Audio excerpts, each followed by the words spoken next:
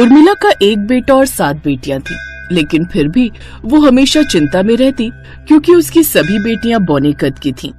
न जाने क्या होगा इन सब का, कौन इनके कद को देखकर इन्हें अपने घर की बहू बनाएगा। बस यही चिंता मुझे दिन रात सताए जा रही है। हे प्रभु, अब तू ही इन सब का ध्यान रख।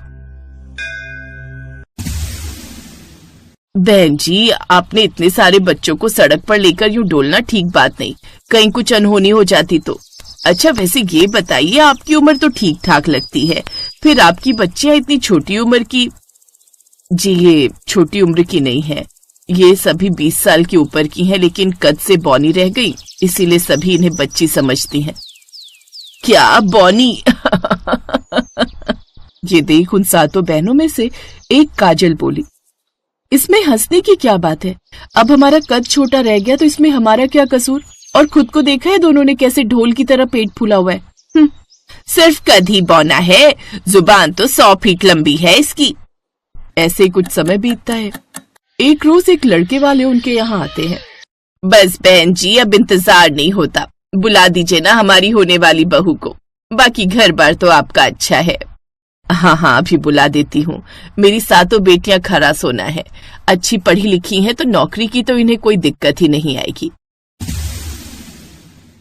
उनको देखते ही लड़के वाले आग बबूला हो जाते हैं।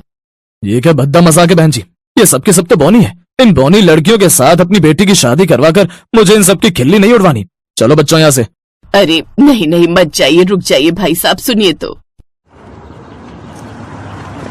न जाने कौन से बुरे पाप कर्म किए थे मैंने जो ये 7 बौनी बेटियों ने मेरी कोख से जन्म लिया।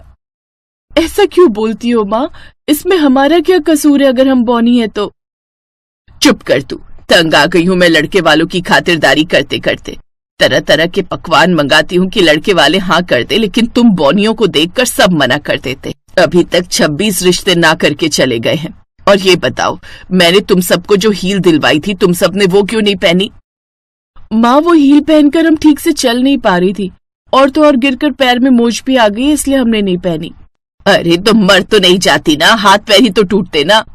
तभी उर्मिला का बेटा गुस्से में बोलता है, बस माँ, मुझे नहीं लगता इन सबकी शादी कभी हो पाएगी।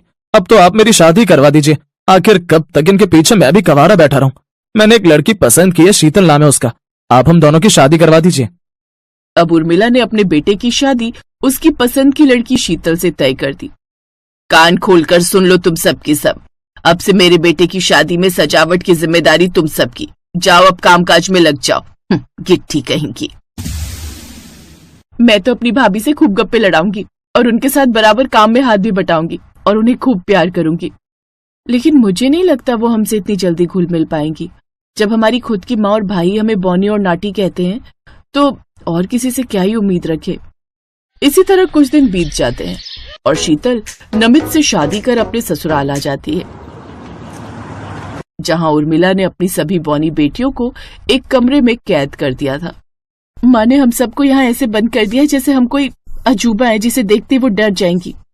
माँ भाभी का गृह प्रवेश कर रही है और ये मौका फिर नहीं आएगा। चलो ना हम भी चलकर भाभी की द्वार रुकाई करके उनसे नेग लेते हैं, आखिर हम नंदों का हक है। अब वो 7 कमरे से बाहर आ जाती हैं। भाभी, हम सब आपकी नंदे हैं और आप हमारी प्यारी सी इकलौती भाभी, इसलिए अब आप ही सभी नंदों को द्वार भाट का शगुन दीजिए, तभी आपकी एंट्री होगी। अपनी 7 नंदों को देख शीतल बड़ी खुश होती है, लेकिन नमित और उर्मिला गुस्से में लाल हो जाते हैं। इन सबको किसने कमरे से बाहर आने के लिए कहा? अगले दिन कोमल रसोई में सबके लिए चाय बना रही होती है, लेकिन अचानक उसके हाथों से वो जार छूटकर नीचे गिर जाता है। कमबख्त, ये क्या किया तूने? मेरा इतना महंगा जार तोड़ दिया, ऊपर से अपशगुन कर दिया वो अलग। अरे तेरी भाभी की आज पहली रसोई थी और तूने अपशगुन कर दिया। बिना कुछ गलत किए चैन नहीं आता। अरे माँ जी, ये क्या कर रही हैं आप? इन सब के साथ ऐसा सलूक? ये आपकी बेटियां हैं, जरा कुछ तो रहम कीजिए। अरे भाग फूट गए थे मेरे, जब से ये सब मेरे आंगन में आई। तुम जानती हो, इन सब की वजह से हमारे घर का नाम बौनी लड़कियों का घर पड़ गया है। अगर घर के लोग ही इनके साथ ऐसा व्यवहार करेंगे तो बाहर के तो उल्टा सीधा बोलेंगे ही। और वैसे भी अब मैं इस घर में आ गई हूँ ना, तो इन सबको काम करने की कोई जरूरत नहीं है। इस घर में एक वही थी जो उन सबको समझती थी और उन्हें खूब लाड लगाती थी। सच कहें भाभी तो अब तो मन ही नहीं करता शादी करने का। हर बार जो भी आता है ऐसे ही हमारा मजाक बनाकर चला जाता है। खैर छोड़ो ये सब, अब आप ये बताओ, आप हम सबको बुआ कब बना रही हैं? लगता है तुम लोगों की बात सच हो गई, तुम सब जल्दी बुआ बनने वाली हो। सच में भाभी, हम सब तुम्हारे लिए बहुत खुश हैं। अब आप बस आराम करना, बाकी सब काम हम कर लिया करेंगे। तभी सुप्रिया अपनी भाभी के गले लग जाती है। इतने में नमित वहाँ आ जाता है। उससे सारी बातें सुन ली थी। चलो चलो पीछे हटो, मैं नहीं चाहता कि तुम सबकी परछाई भी मेरे बच्चे पर पड़े। अगर वो भी तुम सबकी तरह कहीं बौना हो गया तो। अब हम भाभी के पास बिल्कुल भी नहीं आएंगे। अब वो अपनी भाभी से दूर दूर ही रहती। एक रोज, नमित तू जल्दी से अब इन सबके लिए कोई लंगड़ा लूला लड़का ढूंढ और इनकी शादी कर दे ताकि सर से बला हटे। जी माँ। लेकिन शीतल इन सब का विरोध करती है, लेकिन नमित उसकी एक नहीं सुनता और जबरदस्ती अपनी बहनों की शादी उनसे करवाने लगता है। शीतल गुस्से में पुलिस को फोन कर देती है। कुछ देर बाद, गिरफ्तार कर लो इन दोनों को। नहीं नहीं, हमें छोड़ दीजिए। हाँ हाँ, हमें माफ कर दीजिए, हमसे गलती हो गई। इंस्पेक्टर साहब छोड़ दीजिए इन्हें, ये हमारी माँ और भाई हैं, भले ही इन्हें हमसे नफरत हो। हाँ साहब छोड़ दीजिए इन्हें। उनके कहने पर पुलिस उन दोनों को छोड़ देती है और वहां से चली जाती है। देखा आप लोगों ने, ये बौनी है फिर भी इनका दिल कितना बड़ा है, और एक आप है जो इतना छोटा सा दिल रखते हैं, इनसे इतनी नफरत करते हैं। अब दोनों माँ बेटे को अपनी गलती का एहसास होता है और वो उनसे माफी मांगते हैं। उस दिन के बाद वो कभी भी उनके साथ बुरा व्यवहार नहीं करते।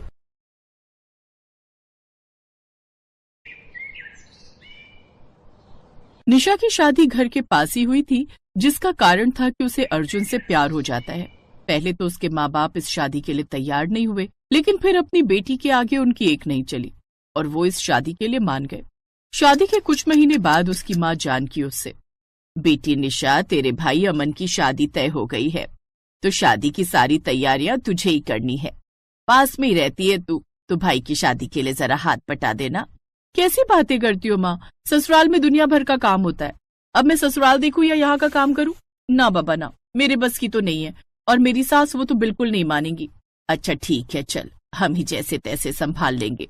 कुछ दिनों बाद अमन और सीमा की शादी हो जाती है और सीमा ब्याह कर अपने ससुराल आ जाती है। फिर एक दिन, माँ भाभी सेट हो गई ना ससुराल में? भाभी को बता दिया है ना, ननद पास में ही रहती है, तो ये ना समझे कि दिन के 4 चक्कर क्यों लगा रही है। अरे नहीं, मैंने तो नहीं बताया तेरी भाभी को कि तू पास में ही रहती है, क्योंकि सारी शादी में तो तू मेहमानों की तरह ही दिखी है। मैंने तो बोल दिया उसे कि उसकी सास तेज है, उसे मायके आने ही नहीं देती। ये कैसी बातें कर रही हो माँ? मेरी सास तो सीधी सादी है, वो तो मुझे शादी में काम न करना पड़े इसलिए मैंने मजाक किया था।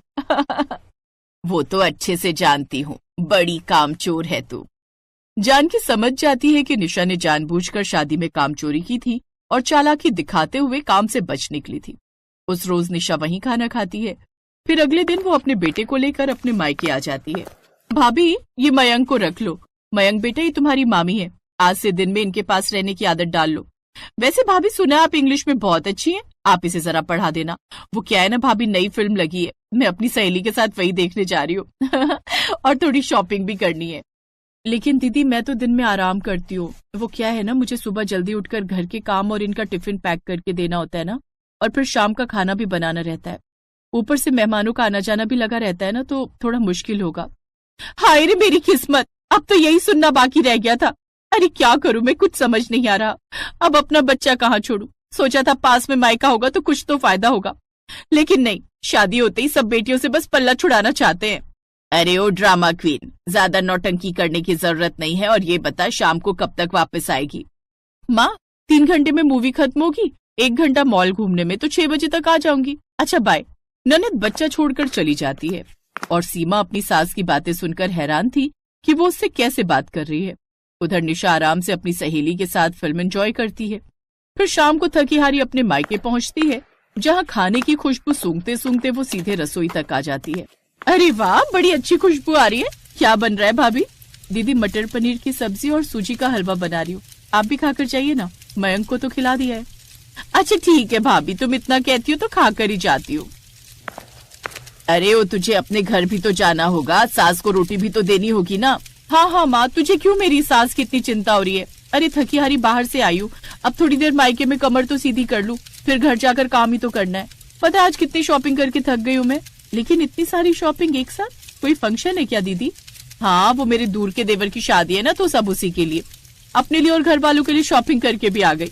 अब आपको तो पता ही है घर की शादी में कितना काम होता है ना? हाँ, अच्छे से पता है। अपने भाई की शादी में तो तूने बिल्कुल मदद नहीं करवाई थी हमारी। अब बस भी करो माँ, उस बात को पकड़ कर ही बैठ गई हो। अच्छा, मैं 15 मिनट अपनी कमर सीधी कर लेती हूँ। भाभी तुम तब तक सब्जी पैक कर दो और हलवा भी, रोटी मैं घर जाकर लगा लूंगी। जी दीदी। कुछ देर बाद निशा वहाँ से चली जाती है। उसके जाने के बाद सास, सीमा बहू ये मेरी बेटी है, इसे अच्छे से जानती हूँ मैं। जब कभी तुझे इसकी मदद की जरूरत होगी ना, ये तेरे पास भी नहीं होगी। जो बेटियां दूर रहती है वो बेचारी कैसे रह रही होंगी। ये तो अच्छा है कि दीदी पास में ही रहती है। रहने दे बहू, ये सब कहने की बातें होती हैं। बेटियां पास रहे या दूर, वो अपने माँ बाप का सहारा होती हैं। लेकिन निशा तो बचपन से वही करती है जो उसका मन होता है। वो नहीं देखती फिर क्या सही और क्या नहीं। सीमा को समझ में नहीं आता कि वो ऐसा क्यों कह रही है। फिर 2 दिन बाद सुबह दरवाजे की घंटी बजती है। अरे निशा, तू सुबह सुबह?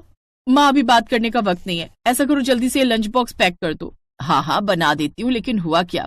अरे होगा क्या, आज मेरी आंख देर से खुली तो अब बच्चे के लिए टिफिन ना रखूं क्या? बच्चा भी क्या कहेगा कि नानी का घर पास में है, फिर भी स्कूल में भूखा रहना पड़ेगा। जानकी उसे जल्दी से खाना पैक करके दे देती है। निशा उसे स्कूल बस में बिठा देती है और वापस अपने मायके आ जाती है। तभी जानकी उससे, निशा अब तू भी अभी घर जाकर क्या करेगी? अभी तो तेरी सास खटराटे भर रही होगी। अब तूने मेरी नींद तो खराब कर दी, इसलिए ऐसा कर, अब जल्दी से जाकर रसोई में चाय बना ले। और हाँ, अपनी भाभी के लिए भी बना देना, वो भी उठने ही वाली होगी। क्या चाय और मैं? ना माना, मुझे तो बहुत नींद आ रही है, मैं तो सोने जा रही हूँ। बहुत नींद आ रही है, भाभी को आवाज दीजिए ना, वो बना देंगी। तभी सीमा भी वहां आ जाती है। कोई बात नहीं माँ जी, दीदी को जाने दीजिए, ये घर जाकर आराम कर लेंगी। चाय मैं बना देती हूँ। चाय का नाम सुनकर निशा के कदम रुक जाते हैं। भाभी, चाय बना ही रही हो तो अब मेरे लिए भी बना देना, मेरा भी बड़ा मन कर रहा था चाय पीने को। देखा बहू, ये ना बड़ी चालाक है, हम दोनों के लिए ये 1 कप चाय का बनाकर नहीं पिला सकती। सच में मेरी ननद तो बड़ी चालाक है। मुझे तो इसने सुबह सुबह जगा दिया, लेकिन जब इसका फर्ज निभाने की बात आती है तो ये चुपचाप कट लेती है। माँ, ऐसा क्यों बोल रही हो? याद है उस दिन पानी का ग्लास मैंने तुम्हें पीने को दिया था? अरे इस बात को 4 महीने हो गए। अरे माँ, अब छोड़ो ना ये सब, और भाभी आप जाकर चाय बना कर ले आओ। माँ का तो काम ही है हर वक्त कुड़कुड़बाजी करते रहना। सीमा रसोई में जाकर चाय बनाने लगती है, लेकिन अब उसे समझ आ गया था कि कहीं न कहीं उसकी ननद उसकी शराफत का ज्यादा ही फायदा उठा रही है, और वो अपनी सास की कही बात का सच पता लगाने के लिए, अपनी ननद की चालाकी का पता लगाने के लिए एक प्लान बनाती है। वो सबके साथ 2 दिन बाद निशा के ससुराल पहुंच जाती है। वो क्या है ना दीदी, हमारे यहाँ का गैस सिलेंडर खत्म हो गया है और आज गैस एजेंसी की भूख हड़ताल है, तो उन्होंने कहा है कि गैस आने में कुछ दिन लग जाएंगे, इसलिए हमने सोचा आपके यहाँ ही 2-3 दिन गुजार लेते हैं। इसी बहाने साथ में वक्त भी बिता लेंगे दोनों परिवार। हाँ हाँ सीमा बहू, ये तुमने बहुत अच्छा किया। और ऐसे में एक परिवार ही तो दूसरे परिवार का सहारा होता है। जब तक एजेंसी वालों की हड़ताल खत्म नहीं होती, तुम सब यहाँ आराम से रहो। और हाँ, अब तुम हमारे घर आई हो तो तुम सबको अब यहाँ कोई काम करने की जरूरत नहीं है। अब सारा काम निशा अकेले संभालेगी। जैसे ये तुम्हारे यहाँ कुछ नहीं करती, वैसे ही अब तुम भी यहाँ कुछ काम नहीं करोगी। अब आया ना ऊंट पहाड़ के नीचे। अब अगले 2 दिन तक निशा को ही सबके लिए चाय, नाश्ता और खाने का इंतजाम करना होता। साथ ही साथ घर के बाकी काम भी करने होते, जिससे वो बुरी तरह थक जाती है। और अब वो एक प्लान बनाती है। वो जानबूझकर बीमार होने का नाटक करती है और अपने बगल में प्याज रखकर शरीर का टेम्परेचर बढ़ा लेती है, जिससे सबको यही लगता है कि उसे तेज बुखार है। अब मुझसे तो काम नहीं हो पाएगा। हाय रे, देखो तो मेरा नसीब। 2 दिन के लिए मेरे मायके वाले यहाँ आए, लेकिन मैं उन सबको अपने हाथ का खाना भी बनाकर न खिला पाऊंगी। दीदी आप चिंता मत कीजिए, आपकी ये इच्छा जरूर पूरी होगी। क्या मतलब भाभी? मतलब कि डॉक्टर मैडम आने वाली हैं और वो आपको ऐसा इंजेक्शन देगी कि आपका बुखार 1 मिनट में उतर जाएगा। नहीं नहीं भाभी, सुई नहीं, मुझे सुई से बहुत डर लगता है। ये सब तो मैंने नाटक किया था काम से बचने के लिए।